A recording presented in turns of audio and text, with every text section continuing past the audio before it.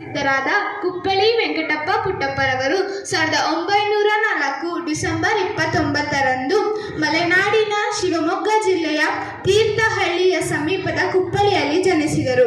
ಇವರು ಮಹಾರಾಜ ಕಾಲೇಜಿನ ಪ್ರಾಧ್ಯಾಪಕರಾಗಿ, ಪ್ರಿನ್ಸಿಪಾಲರಾಗಿ ಮತ್ತು ಮೈಸೂರು ವಿಶ್ವವಿದ್ಯಾನಿಲಯದ ಕುಲಪತಿಗಳಾಗಿ ಕೆಲಸ ನಿವೃತ್ತರಾದರು. ಇವರಿಗೆ ಶ್ರೀರಾಮಾಯಣ ದರ್ಶನಂ ಎಂಬ ಕೃತಿಗೆ 1968ರಲ್ಲಿ ಜ್ಞಾನಪೀಠ ಪ್ರಶಸ್ತಿ ಲಭಿಸಿದೆ. ಇವರು ಮಕ್ಕಳ ಪುಸ್ತಕಗಳನ್ನು ರಚಿಸಿದ್ದಾರೆ. ಇವರು ಮೋಡಣ್ಣನ ತಮ್ಮ ಬೊಮ್ಮನಹಳ್ಳಿ, ಅಮಲನ ಕಥೆ ಎಂಬವರ ಮಕ್ಕಳ ಪುಸ್ತಕಗಳು, ಪಾಂಚಜನ್ಯ, ಪ್ರೇಮ ಕಾಶ್ಮೀರ, ಪಕ್ಷಿ ಕಾಶಿ, ಕೊಳಲು ಎಂಬವರ ಕವನ ಸಂಕಲನಗಳು. ಇವರಿಗೆ ಭಾರತ ರತ್ನ ಪ್ರಶಸ್ತಿ, ಕೇಂದ್ರ ಸಾಹಿತ್ಯ ಅಕಾಡೆಮಿ ಪ್ರಶಸ್ತಿ, ಪಂಪ ಪ್ರಶಸ್ತಿ, ಪದ್ಮವಿಭೂಷಣ ಪ್ರಶಸ್ತಿಯೂ ಲಭಿಸಿದೆ. ಇವರಿಗೆ ಮೈಸೂರು, ಬೆಂಗಳೂರು, ಗುಲ್ಬರ್ಗ ಜಿಲ್ಲೆಗಳಿಂದ ಗೌರವ ಡಾಕ್ಟರೇಟ್ ಪ್ರಶಸ್ತಿ ಕೊಡಿಸಿ ಗೌರವಿಸಲಾಗಿದ್ದಾರೆ. ಧನ್ಯವಾದಗಳು. ನನ್ನ ಹೆಸರು ಶಿಫಾನಾ ತವಸುಫ್. ನಾನು 7ನೇ ತರಗತಿಯಲ್ಲಿ ಓದುತ್ತಿದ್ದೇನೆ. ಜ್ಞಾನಪೀಠ ಪ್ರಶಸ್ತಿ ಪಡೆದಿರುವ 2ನೇ ಕವಿಯಾದ ದ.ರಾ ಬೇಂದ್ರೆ ಅವರ ಬಗ್ಗೆ ಮಾಹಿತಿಯನ್ನು ತಿಳಿಸುತ್ತಿದ್ದೇನೆ. ದ.ರಾ ಬೇಂದ್ರೆ ಅಂಬಿಕಾತನಯ ದತ್ತ ಎಂಬ ಕಾವ್ಯನಾಮದಿಂದ ಪ್ರಸಿದ್ಧರಾಗಿದೆ. ದತ್ತಾತ್ರೇಯ ರಾಮಚಂದ್ರ ಬೇಂದ್ರೆ ಇವರ ಪೂರ್ಣ ಹೆಸರಾಗಿದೆ. ಇವರ ಗುರಿ ಕೃಷ್ಣ ಕುಮಾರಿ, ಉಯ್ಯಾಲೆ, ಸಾಕಿಗೀತೆ, ನೀಲಾಂಬರ, ಗಂಗಾತರಣ ಎಂಬ ಮತ್ತು ಇವರು 1906ರಲ್ಲಿ ಧಾರವಾಡದಲ್ಲಿ ಜನಿಸಿದರು. ಇವರು ಎಂಬ ಕವನ ಸಂಕಲನಕ್ಕೆ 1973ರಲ್ಲಿ ಜ್ಞಾನಪೀಠ ಪ್ರಶಸ್ತಿ ಲಭಿಸಿದೆ. ಧನ್ಯವಾದಗಳು.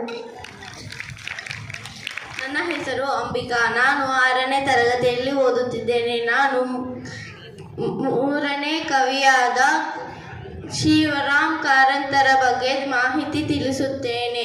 ಶಿವರಾಮ್ ಕಾರಂತರು 1902ರಲ್ಲಿ ಉಡುಪಿ ಜಿಲ್ಲೆಯ ಕೋಟದಲ್ಲಿ ಜನಿಸಿದರು.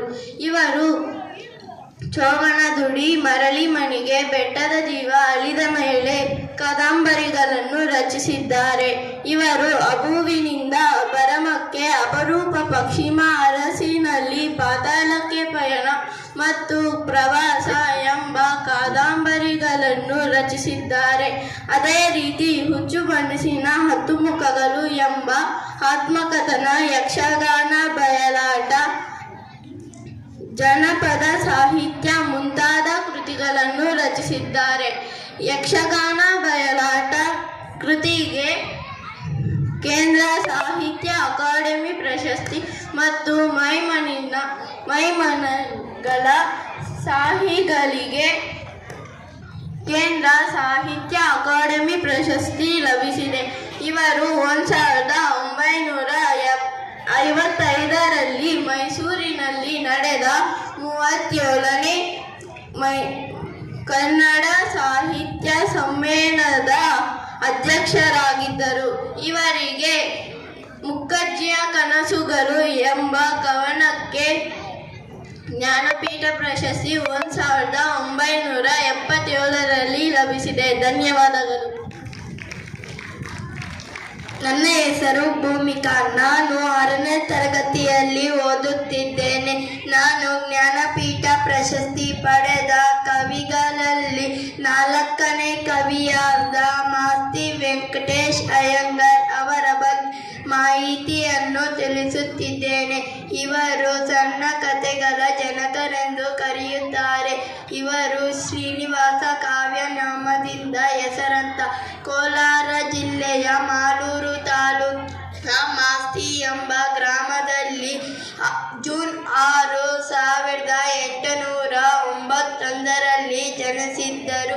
ಇವರು ಗೌತಮಿ ಹೇಳಿದ ಕಥೆಗಳು, ಸಾರಿಪುತ್ರನ ಕೊನೆಯ ದಿನಗಳು, ಹೇಮಕೂಟದಿಂದ ಬಂದ ಮೇಲೆ, ಚಿಕ್ಕ ವೀರ ರಾಜೇಂದ್ರ ಮುಂತಾದ ಕೃತಿಗಳನ್ನು ರಚಿಸಿದ್ದಾರೆ.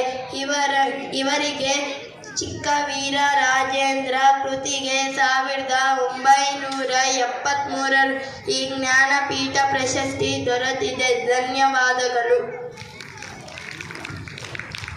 ನನ್ನ ಹೆಸರು ವರಲಕ್ಷ್ಮಿ. ನಾನು 7ನೇ ತರಗತಿಯಲ್ಲಿ ಓದುತ್ತಿದ್ದೇನೆ. ಜ್ಞಾನಪೀಠ ಪ್ರಶಸ್ತಿ ಪಡೆದ 5ನೇ ಕವಿಯಾದ ವಿನಾಯಕ ಕೃಷ್ಣ ಗೋಕಾಕ್ ರವರ ಬಗ್ಗೆ ಮಾಹಿತಿಯನ್ನು ತಿಳಿಸುತ್ತಿದ್ದೇನೆ. ವಿನಾಯಕ ಕೃಷ್ಣ ಗೋಕಾಕ್ ರವರು ವಿನಾಯಕ ಎಂಬ ಕಾವ್ಯನಾಮದಿಂದ ಪ್ರಸಿದ್ಧರಾಗಿದ್ದರು. ಇವರು ಸಾಮಾನ್ಯ ಶತಮಾನದಲ್ಲಿ ಹಾವೇರಿ ಜಿಲ್ಲೆಯ ಸವಣೂರಿನಲ್ಲಿ ಜನಿಸಿದರು. ಇವರು ಸಮುದ್ರ ಗೀತೆಗಳು, ಪಯಣ, ಉಗಮ, ಹಿಂಜೋಡು, ಸಮರಸವೇ ಜೀವನ, ಭಾರತ, ಸಿಂಧುರಶ್ಮಿ ಮೊದಲಾದ ಕೃತಿಗಳನ್ನು ರಚಿಸಿದ್ದಾರೆ. ಇವರು ವಾದ್ಯ ಕೃತಿಗೆ ಕೇಂದ್ರ ಸಾಹಿತ್ಯ ಅಕಾಡೆಮಿ ಪ್ರಶಸ್ತಿ ಬಂದಿದೆ. ಇವರಿಗೆ ಕರ್ನಾಟಕ ವಿಶ್ವವಿದ್ಯಾಲಯದ ಗೌರವ ಡಾಕ್ಟರೇಟ್ ಪದವಿ ಲಭಿಸಿದೆ. ಇವರಿಗೆ ಡಿಲೀಟ್ ಪದವಿ ಲಭಿಸಿದೆ. ಇವರು ಭಾರತ ಸರ್ಕಾರ ಪದ್ಮಶ್ರೀ ಪುರಸ್ಕಾರ ನೀಡಿ ಗೌರವಿಸಿದೆ. ಸಮಗ್ರ ಸಾಹಿತ್ಯಕ್ಕೆ ಕೇಂದ್ರ ಸಾಹಿತ್ಯ ಅಕಾಡೆಮಿ ಪ್ರಶಸ್ತಿ, ಜ್ಞಾನಪೀಠ ಪ್ರಶಸ್ತಿ ಬಂದಿದೆ. ಧನ್ಯವಾದಗಳು.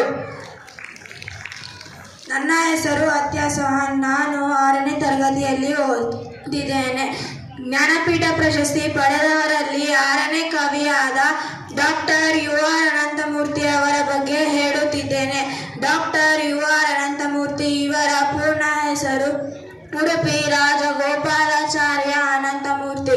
ಇವರು 1937ರಲ್ಲಿ ಶಿವಮೊಗ್ಗ ಜಿಲ್ಲೆಯ ತೀರ್ಥಹಳ್ಳಿ ತಾಲೂಕಿನ ವೇಳ್ಗೆ ಗ್ರಾಮದಲ್ಲಿ ಜನಿಸಿದರು.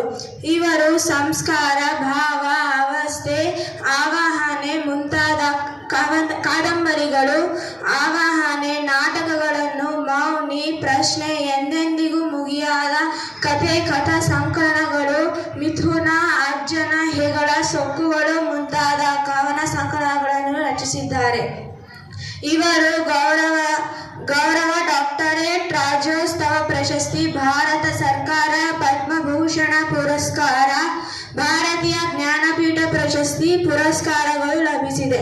2007ರಲ್ಲಿ ತುಮಕೂರಿನಲ್ಲಿ ನಡೆದ 66ನೆಯ ಕನ್ನಡ ಸಾಹಿತ್ಯ ಸಮ್ಮೇಳನದ ಅಧ್ಯಕ್ಷರಾಗಿದ್ದರು. ಇವರಿಗೆ ಸಮಗ್ರ ಸಾಹಿತ್ಯ ಎಂಬ ಕೃತಿಗೆ 1934ರಲ್ಲಿ ಜ್ಞಾನಪೀಠ ಪ್ರಶಸ್ತಿ ಲಭಿಸಿದೆ. ಧನ್ಯವಾದಗಳು. ನನ್ನ ಹೆಸರು ಅಫ್ಶಾ ಫಾತಿಮಾ. ನಾನು 7ನೇ ತರಗತಿಯಲ್ಲಿ ಓದುತ್ತಿದ್ದೇನೆ. ಜ್ಞಾನಪೀಠ ಪ್ರಶಸ್ತಿ ಪಡೆದವರಲ್ಲಿ 7ನೇ ಕವಿಯಾದ ಗಿರೀಶ್ ಕಾರ್ನಾಡ್ ರವರ ಬಗ್ಗೆ ಮಾಹಿತಿ ತಿಳಿಸುತ್ತಿದ್ದೇನೆ. ಗಿರೀಶ್ ಕಾರ್ನಾಡರು 1998ರಲ್ಲಿ ಮೇ 19ರಂದು ಮಹಾರಾಷ್ಟ್ರದ ಮಥೇರಾದಲ್ಲಿ ಜನಿಸಿದರು.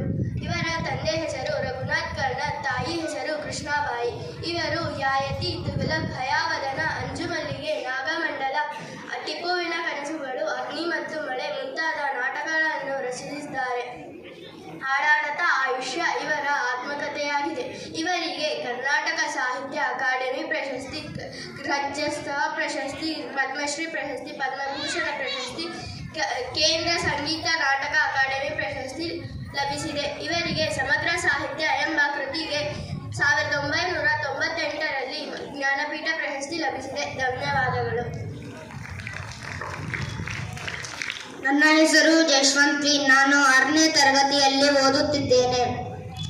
ಜ್ಞಾನಪೀಠ ಪ್ರಶಸ್ತಿ ಪಡೆದಿರುವರಲ್ಲಿ 8ನೇಯವರಾದ ಚಂದ್ರಶೇಖರ ಕಂಬಾರರವರ ಬಗ್ಗೆ ಹೇಳುತ್ತಿದ್ದೇನೆ.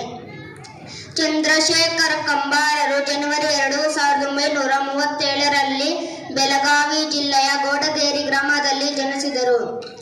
ಇವರು ಚಕೋರಿ, ಹುರಿಯ ನೆರಳು, ನವಯತ್ತು ಕಲ್ಲರು, ಕಾಡು ಕುದುರೆ ಮೊದಲಾದ ಕೃತಿಗಳನ್ನು ರಚಿಸಿದ್ದಾರೆ.